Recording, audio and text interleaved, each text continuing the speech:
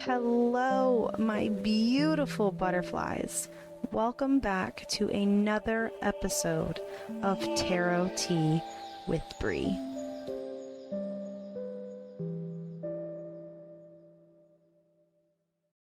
Hello, my beautiful butterflies. I am so happy to be back. I am really excited about this particular episode because shadow work is a very important part of the healing journey. I'm going to go into what shadow work is. I'm going to go into a little bit of the history of shadow work. I'm going to talk about the benefits. And I'm going to, at the end, give you some journaling prompts of questions for shadow work to kind of jumpstart your shadow work journey.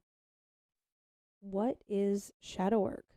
Shadow work is a type of psychotherapy that focuses on the shadow self, which is parts of the psyche that people often keep hidden, such as trauma and resentment from themselves and others. Carl Jung, a psychoanalyst, first developed the concept. Jung used the term shadow self to describe the things people repress or do not like to acknowledge. Jung did not view the shadow self as a negative or a shameful part of the person's personality. To him, it's an important part of the psyche, just like our light being self, the parts of us that we show to the world. These shadow parts are just as important.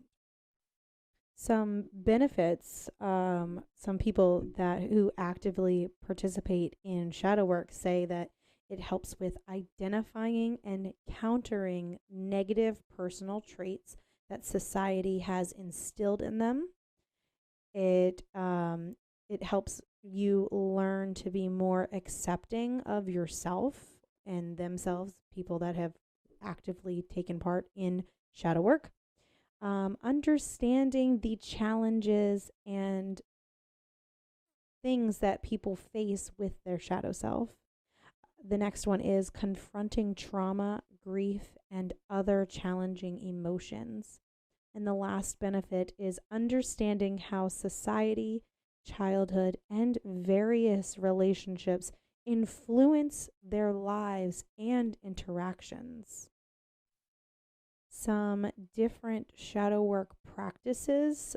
We have dream analysis, which a person can log their dreams and look for repeating themes or symbols to see whether they notice aspects of their mind that they usually ignore. Journaling can help a person explore their unconscious thoughts and desires by looking for patterns and themes. A person may follow prompts, tell stories, talk about their day, or engage in free association.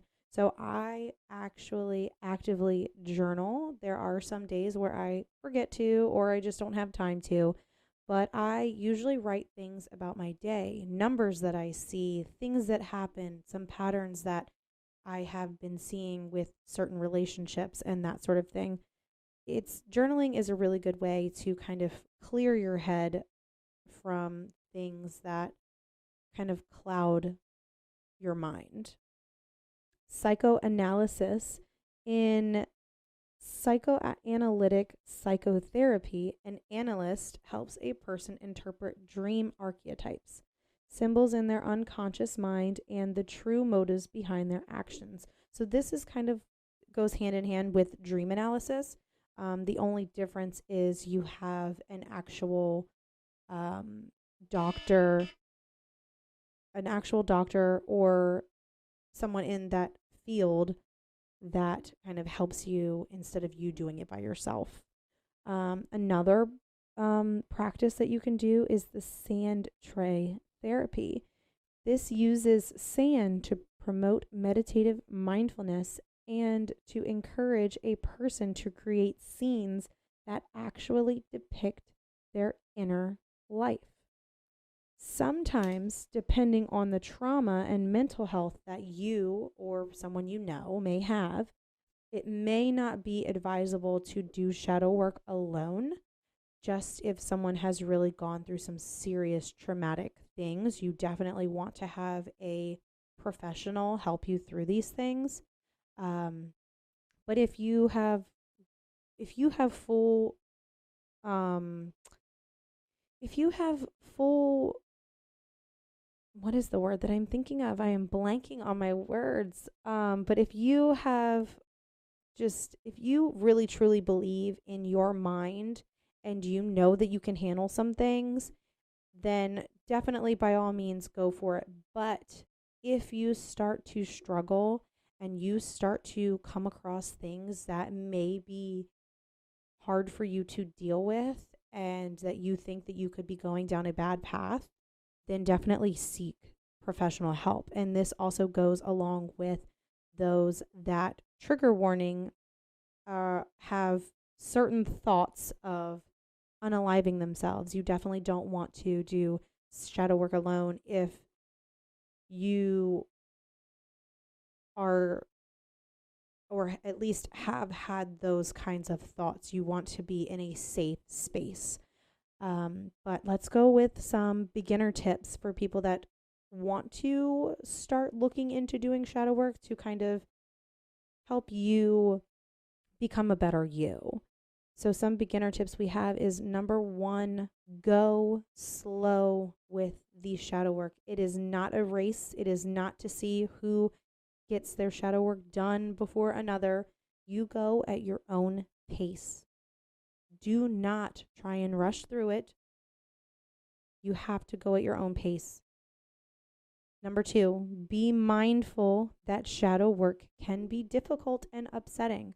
This goes back to, are you okay mentally to be able to kind of deal with the trauma that you might be resurfacing? And if you are, great. And if not, all you have to do is seek professional help to help you get through some of these things, and so that they can give you professional tools to help you with these things. Number 3, practice self-care and compassion when unexpected thoughts or feelings come up. One of the biggest things that I can say to you about doing shadow work is make sure that you have compassion for yourself. You have to have that self-love, and you have to have that compassion for everything that you're about to uncover and everything that you're going to kind of heal, whether that's childhood trauma, sexual trauma, physical trauma, mental trauma, whatever it is for you. Have compassion. Have compassion. You want to have compassion. You want to show and be there for yourself, just in case there might not be someone else there for you. You are there for you. And I'm also seeing 1, 2, 3. So maybe angel number 1, 2, 3 might be important to you. I do have an angel number podcast episode up all about numbers, and angel number 1, 2, 3 is on there. Number 4, approach the shadow self with a spirit of curiosity, but also acceptance. Accept the fact that you have gone through certain things, or certain things have been done to you. It's not about wishing and hoping and trying to forget that everything happened to you. It's all about putting what happened to you and kind of learning whatever lessons you need to learn from that. And honestly, that is another big thing that I can say, is that I've had, in one of my other episodes, I talk about that I had a couple times that I was sexually assaulted, and I personally chose to not let that get me down. Rather, I look back at that moment, and yes, it sucks, and yes, I wish that it never happened, but at the same time, like, it happened, and I am who I am because of that. And I don't think I would ever want to change that. I am someone who is more self-aware than I was then. I am always paying attention to my surroundings, and I think it's honestly a great thing. It can be a little bit of a nuisance sometimes when I just can't put my guard down anywhere, but I feel like honestly, those things are going to keep me safer in the long run. But, anyways, that's beside the point. Those are some beginner tips. I hope that you can take some of these tips if you want to start doing shadow work and actually use them. But definitely make sure that you're going slow with them. Be mindful that you might bring up some things that might not be what you were expecting. Have compassion, have acceptance, and just know that even when you start doing this, and even if you do start, let me just go here real quick. Even if you do start doing shadow work and you're not ready, and if you come across something where it's like, I don't want to go down that road right now, I don't want to think about this right now, it's okay to stop. You can always, always, always come back to it. You don't have to get through it right this second. Again, going back to beginner tip number 1, go slow. You can go at your own pace. It's really not a race. So just there's an my son watches Bluey, I watch Bluey, and there is a particular part where it talks about running your own race. Run your own race. You're not in a race with other people. You are on your own terms, your own way. All right, let's get into some shadow work prompts. Here is quite a few questions, so I'm going to read them. I'm going to take a second, let you kind of think about it, and then I'm going to go on to the next one, okay? What things do you most fear others discovering about you? Do you ever feel shame, and why? What are your biggest triggers, and where do you feel that they come from? What are your negative self-images or thoughts about yourself? When you are very angry at others, what things do you think about them? What do your recent dreams tell you about your fears? What family patterns do I fear, or you? I'm saying I because I wrote I. Let's just try that again. What family patterns do you fear that you are repeating?